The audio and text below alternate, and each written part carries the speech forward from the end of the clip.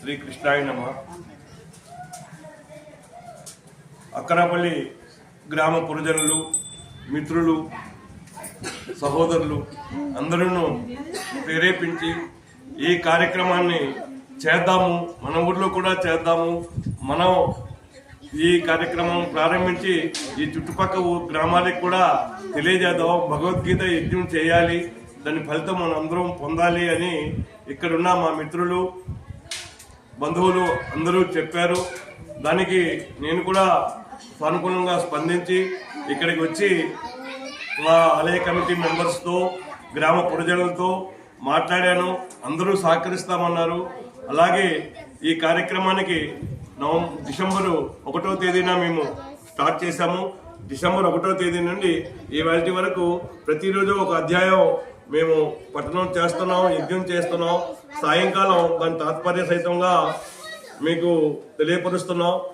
ఉదయం మన కూర్మా గ్రామం వాసులు పెద్ద గురువు గారు వస్తున్నారు, ప్రతిరోజు ప్రవచనం ఇస్తున్నారు. ఇది అందరూ చూశారు. రేపటి నుండి కూడా ఆయన వస్తారు.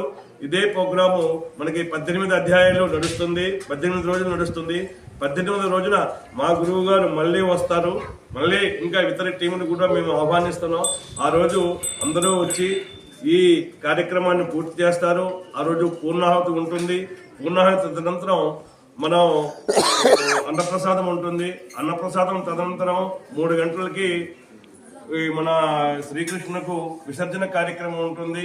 సాయంకాలం 6 గంటలప్పుడు కుర్మా గ్రామం నుండి మళ్ళీ గురువు గారు వచ్చి మన ఈ భగవద్గీత తాలూకా మహత్యం ఏమిటి, భగవద్గీత ఎందుకు చేస్తారు, దానివల్ల మనకి ఏమిటి వస్తుంది, భగవద్గీతలో ఏముంది, ఏం చెప్పారు, ఇవన్నీ విపులంగా వివరంగా చెప్తారు.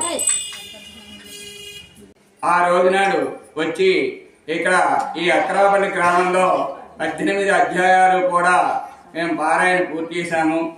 ఈ అక్కరాపల్లి గ్రామ పురుషులందరికీ కూడా మాకు పిలిచి ఇంత మాకు సహకరించినందుకు గాను అందరికీ కూడా మేము కృతజ్ఞతలు తెలుపుకుంటున్నాము.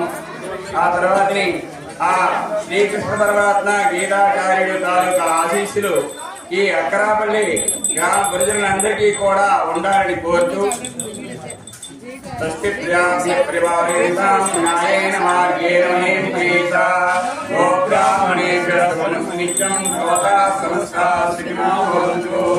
శ్రీకృష్ణార్పణమస్తు.